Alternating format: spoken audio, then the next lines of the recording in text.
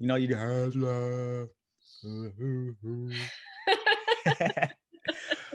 All right, welcome back to the I Believe Dreamers Behind the Showcase. Today we got Timaaj, Hassan, myself, Jermaine Henry, and we got Lens, man.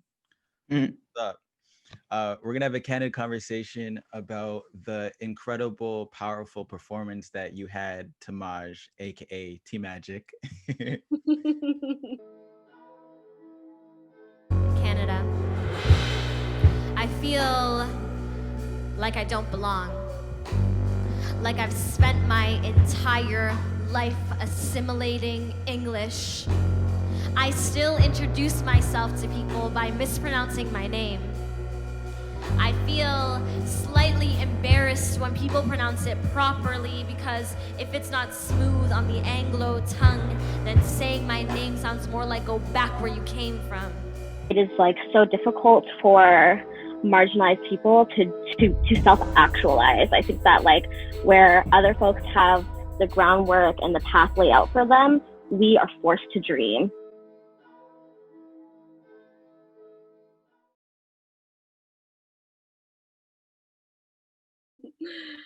Thank you.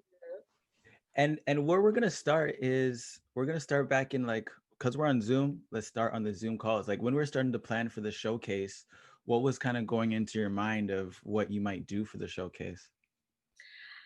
I feel like I was really driven by like inspiration from the group, and I had a bunch of ideas, and I really wanted to execute something really special. I was like planning on writing something new, and then I was thinking about having like visual components and all of these ideas, and I ended up going with with two poems that I had already written in the past and that I felt were really important to me and special to me during that moment.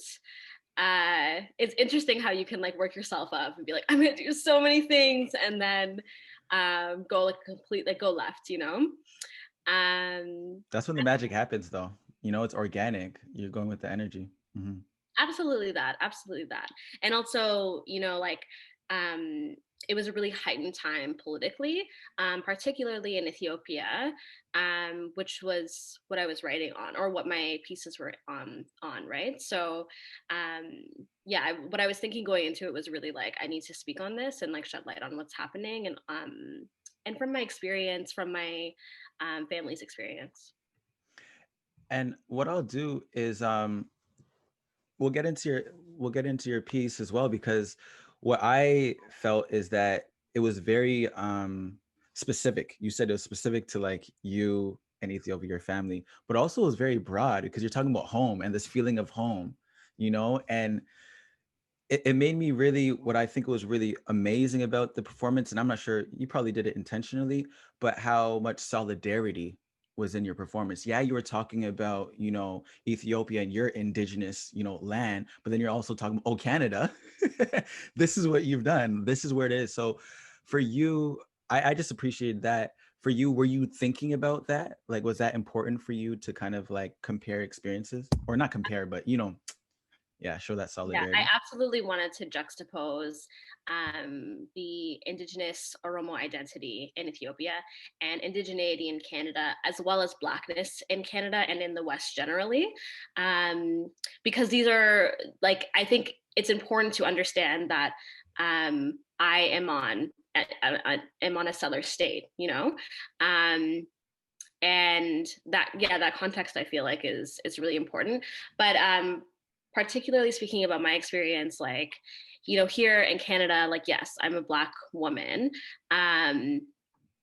whereas in Ethiopia, like, I'm a Canadian, or I'm a Oromo and Hari woman, um so it was very important for me to like specify that and to compare.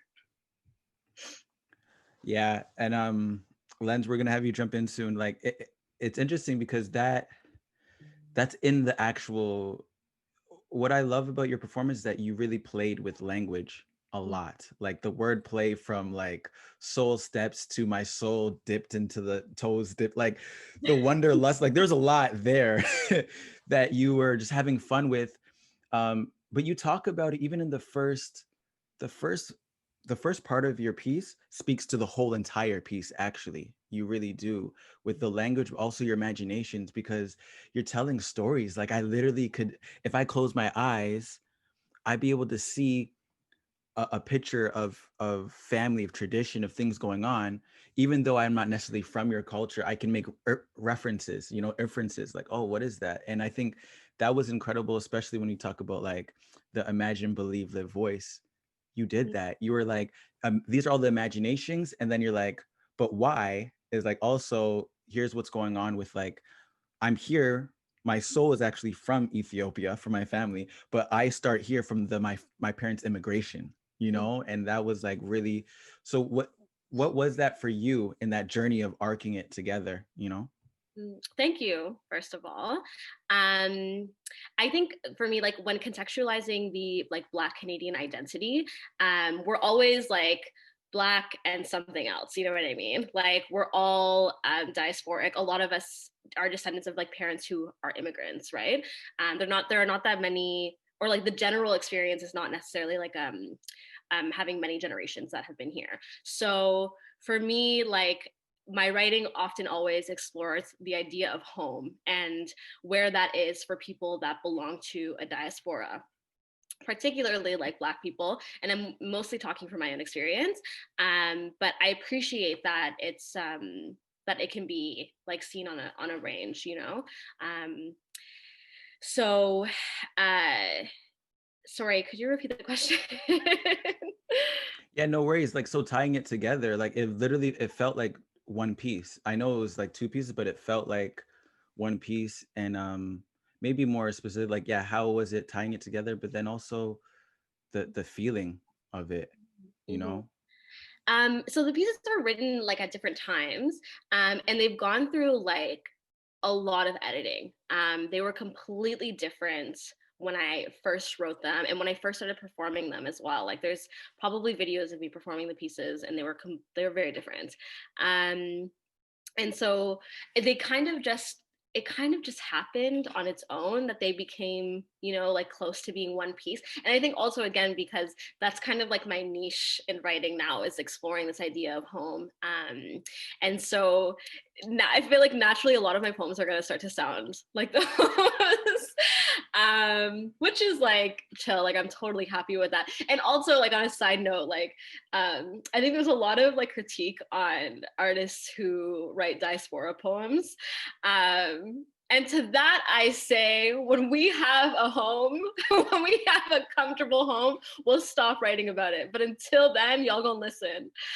As far as like the feeling goes, I think it's just like making sense of my identity, my Mm. identities, you know, like understanding um, my space, like place, time. Um, I think it's a way for me to feel like connected, but to also like question and challenge the reasons why I'm here, and what it means to be, you know, a Black Muslim woman here. Um, and that's not to say also that like back home is perfect either, right? Which is why I include critiques of Ethiopia, and imperialism that exists there as well, and colonization. So the feelings are complicated, and I think, yeah, it's a lot of me just trying to make sense of them. Yeah, you do it in such a beautiful way. Um, Thank you. yeah, that I still can't go over like the storytelling, the pure storytelling and the imagery that you're depicting in that. And even also like the like whenever someone pronounces your name properly off their smooth Anglo tongue, it sounds like, where back do I come from? I'm like, oh my God, go back where you came from. I was like, God, I could feel it, you know? Lens, what's up, Lens? Any thoughts or any like questions that you have when you think of Timaaj's performance? Yeah, so this isn't super specific to the performance, but it is about something you said earlier. You said that even though you had written these pieces before, you said that the being in the Dreamers workshop environment, like whatever it was, inspired you. So in what ways has that helped you? And like, what was it like doing the workshop and building it through and seeing how they were gonna like start the showcase and all that? I think the workshop was amazing. Like, I think being able to sit down and meet, um, I said this in the workshop series that it made me feel like an artist again. For a long time, I think I've just been really focused on, my studies and my workshops and everything else but poetry. And a lot of that was because of imposter syndrome. Like, I had really convinced myself that I was not good at my craft and that I shouldn't necessarily be on a stage anymore. Like, low key convinced myself. Like, it wasn't something that I was like ready to admit, but I was definitely getting there. And so the group inspired me in like ways that like were really like foundational. Like I feel like the Dreamers group really brought me back to, yeah, like my roots of like understanding like, oh, not only am I an artist, but I'm actually really good and I'm proud of this work. I'm inspired to write again. I started writing poetry again after. I had a lot of ideas for potential shows and events and projects that I want to work on. Some of the things that I shared with the group a little bit, some of the things that I probably won't say like on the record.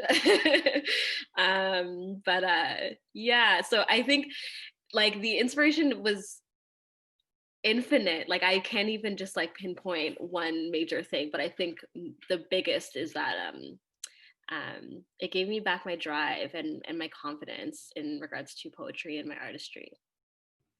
Let's go. Mission accomplished. That's literally that's literally what we're about. And I'm it's humbling to have you a part of it. And those dreams that you do have that, we won't talk about it here. Really, like, I feel like we're dedicated to make it happen, in whatever form it does take place, but we're dedicated to that. Coming back to the showcase, is how was the experience again with the Dreamers when, like, I remember before the showcase, like that day was crazy, by the way, that day was wild, but before we actually got to rehearse and like workshop our pieces with each other outside in Children's Peace Theater with David, but then also working with Ashe at a Trab with the band, like how was that experience for you as a performer? Yeah. Uh, it was really special. Like, I really miss sitting down with a friend or friends and like sharing my poems and talking about them and listening to theirs and talking about them. Like, these are things that I took for granted that I used to do so often. Like, a friend of mine would like call each other if we wrote a new piece and I'd be so excited to share, and then practice for like Rise so that we could perform it on a Monday. And so it took me there, but also I think it was really I felt really excited like hearing what you and David were going to perform.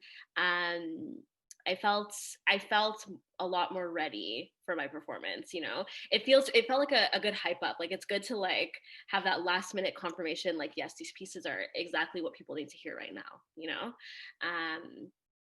And then working with the bands, like, that was so like out of field for me. Like, that's not something that I do often, but it is something that I always have wanted to do. It wasn't my first time. I think I performed with a band twice before, and it was super low key. Like, it was just at like some open mics, and all the experiences have been great. But I think this time around, like, I really, really trusted Ashe and his direction. Like, he made me feel really secure that like not only is this going to work out, but it's going to be incredible. And I really appreciate that in him. Like, he's a really, really great just creative director. And so the band was incredible. Everybody was so kind and talented. It felt really good. Like, I don't know what I don't think I would change anything. Yeah, it was a really good experience. Facts. I don't think you really need to change anything except if we could change that hot light could stay on. That's the only Hell, thing. let's not get into that light. Yo, man. But you know what? Oh, man. But what I appreciate is that you still were so focused. You kept so focused and so in your piece, and you brought that passion. Like, people are not going to tell when they take in this performance, they won't even tell that, even though low key, we got the best performance. I'm not even like, we got the last best performance, but also it was great that Ashley was there to kind of help with the band with like signals, but you were really good on like quieting them down and having that arc with the piece. Like, it was, again, because you're talking about so much storytelling and you're giving imagery and it's like a certain feel, the music just felt like it was like a mood to the soundtrack, like a soundtrack to the story that you're talking about home, you Mhm, know?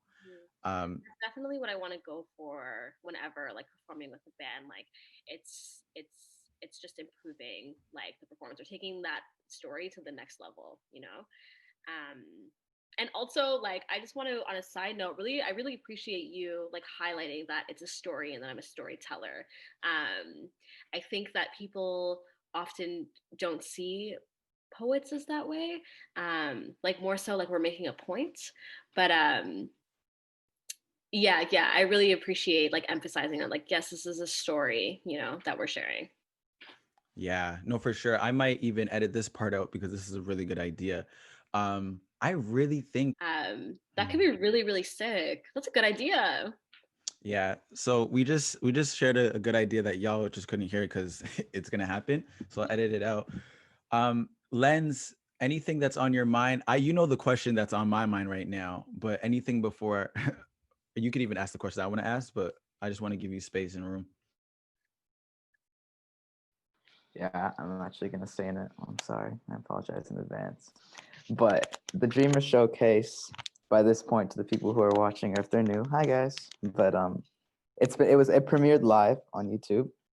So with that being said, if you did watch it live as it premiered, like how were you feeling? Like what were you doing at the time? Who were you with? What was it like? Was it weird to see yourself on a screen and watch yourself perform? Or like what was going on with that? Okay, so I was in my last home in Toronto, which I recently moved out of, sitting with both my roommates, and I think we had some snacks, and uh, our show was like later on, I think, right? Yeah, our show was later on. So we watched everybody's performances, and it was really exciting. I was nervous. I also had some friends that were watching remotely too that were like in the chat. I remember blowing up the chat, like just like really excited to see everybody else's performances. I feel like I was more excited about everybody else's performances than mine. Because like I've heard my poems a million times, you know what I mean? I've performed them a million times. So yeah, I was definitely more excited to just like see the show come together fully. But yeah, so I was with my roommates. They were hyping me like the hell up, and I was like not knowing how to deal with it.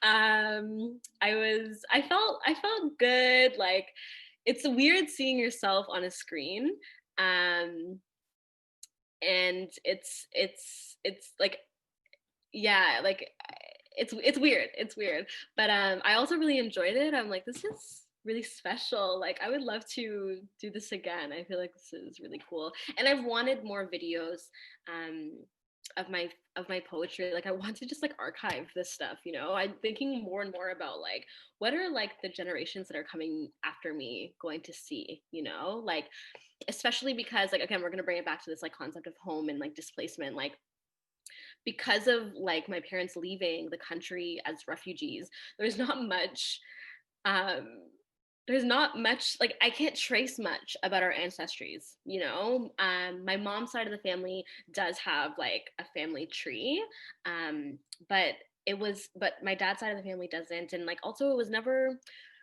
that it wasn't like a common thing. Like people were just born in their homes, you know, and so there wasn't like documentation or like birth certificates or anything like that, right? So I don't know what it's like to like see all of these photos of like your ancestors, you know, or to know like a lot about their migrations and their stories. And so I think about like what that will be like when I am an ancestor, you know? So yeah, I want to like have more footage of my performances and whatnot. But yeah, so watching the whole show together was like really, really exciting. Everybody was so good. Yeah, everybody was amazing. I remember feeling very excited. I'm trying to like get back into that zone, but I remember Mm. feeling very excited. Um, I had like stars in my eyes. Mm. Um, yeah, Jermaine, you were an incredible host. You really like kept the energy going for the Toronto portion. Um, and like yeah, it was just so great. Like okay. Also, I was really, really excited to see the documentary. Mm. Um, Yeah, and we're Storm not at the beginning. yeah. Store's pieces of the bidding was really, really exciting. And then also like Sound Syndrome at the end, like everybody was just so I keep saying it, everybody was so amazing. Like I was amazed. That's how it was. Yo, and I'll say is that you brought the energy on the chat. Like I remember being in the chat, like, yo, Timaaj, yo, people, it felt like a real show. Well, of course it was a real show, but it felt like I was watching a live show in the moment with my people and getting hype when I actually already watched the whole thing multiple times. I put it all together, but it felt like a whole new experience with it. Um and I love that it just I said this with David, and I'll say it was yours too, is that your two pieces, his and yours, really anchored the whole entire story. Like there was a whole story throughout it, and it really anchored this thing about these two concepts that are really important. And one is being a dreamer, going through that experience, but also home. Because like I try not to, not that I try not to, but of course we're Black, Indigenous, people of color, like that's a thing, but I sometimes I'm like people are always using that, but that's a really important identity, is really important for us, you know, in pursuing our dreams. And our identity lets to, you know, a bit of like the struggles that we go through, you know, through it. And to another point you're saying is why I love this, you know, is like we're authoring our own legacy, you know, because before we had to like, we didn't have that. Like I remember I was in Thunder Bay with Young Leaders Circle, and we're talking, and there was this elder, there's this woman that she was telling us, she's like, yo, you need to get connected to your roots, you need to like find your ancestry, da da da da da, right? And they're talking about, you know, their ancestry going back generations, 7 generations, and there's different 600 different clans, whatnot. And I'm like, I actually am not connected to any of it. Like they ripped all that out, right? Yeah. From my history. I don't have that. But what we're doing now and what we're doing with that is like the next 7 generations and beyond, our ancestors, our descendants are going to know our story and actually going to see us, and they're going to be empowered by the struggle we went through, but also the success and the resilience that we have. And I'm just so happy. Like that's like the underlying tone of this whole entire thing, is like building legacy and leaving legacy. Yeah. Absolutely, 100%. Like you hit the nail on the head. Um, and it's exciting. Like it's a little bit intimidating, you know. Oh, that imposter syndrome comes. Trust me. I'm I feel like the most imposter out of everyone. I But mean, that's imposter syndrome, but also like I wonder what the digital age is gonna be like in a couple generations from now. You know what I mean? like, Like, are they just gonna wipe the internet and all our stories just be gone? you know, I actually read this post-apocalyptic short story, and they were talking about it. Like they're talking about like finding old like USBs or things like that that they had to Wow. figure out how to work in order to like get some sense of history of what happened and what the world was like before. And I was like, That's funny. I wonder. Yeah. Anyways, but So I yeah. think I missed, you had another point that I think I cut you off. Uh, Or that was it. That I might think have been it. yeah, yeah. I don't know. We having fun. Anyone that's taking this in, just have fun with it. You're in the future. Like we're literally doing this for you. Trust it. So you know what I mean? Act accordingly. Let me stop. Don't worry, no judgment, no judgment. Honestly, keep going forward. Like my dad always says, forward ever, backward never. You see it. Period. That's Yes. it. How are we feeling like with this conversation? Like I can't wait to do part two and to really get deeper into your dreams, deeper into like your why and all that kind of stuff. But this is just like candid conversation behind the showcase. You know, make sure people check out the performance on YouTube, subscribe, get that notification button. You know what I mean? Check us out on Lens. I got you. You want this one, Lens? Check us out. ILBTV on IG. IBLV TV on IG. He's so upset that he messed it up. Yo, this is amazing content. I feel good about the conversation. Mhm. Again, like just like I really want to emphasize how grateful I am to have been a part and to continue to be a part of, you know, the IBLV Dreamers group. I think specifically like the workshop series was so important to me in ways that I did not foresee. You know, like you just like gave me a call one day in the summer and was like, hey, like how would you like to be a part of this group? Then we'll talk about our dreams and like, you know, maybe create some art and share some art and like some folks across like in different areas. So I'm like, that sounds lit. Okay, let's do it. And then thinking about, you know, what came to fruition, that was a dream, honestly. So I'm really, excited to see just like what happened and everybody else's dreams like come to fruition as well, you know? Yeah. Yeah. Thank you so much. And yeah, like what's amazing, I always just think it's amazing what we can do with you know, with a $10,000 budget. Imagine what we're gonna do with 100,000. You know, it's happening. So you're gonna see a new, you know, anyways, I'm gonna digress. Anything you want to plug or anything you want to like before tell the people before we go? Sure. You can follow my Instagram at floeticjustice_. That's at FLOETIC justice_. That's pretty much the only social media that I'm on right now. And also like I hope y'all are taking care of yourselves. It's rough times out here. You know, giving yourself some extra tender love and care. Being patient with yourselves and gentle, and understanding that like whatever is your best right now is your best, and that's good enough. You know, like, you know, give yourself some love and don't be too hard on yourselves, especially during this whole panoramic. Jeez, yeah, yo, you are enough. You know, like that's it. And that's a reminder to myself, to T Magic, to Lens. You know, we are enough. And one thing that David, sorry for going on, guys. One thing David said our last session that was so good. It was like, yo, as soon as you exist, all the impossible, possible things can happen just out of your existence. So you're existing. A lot can happen.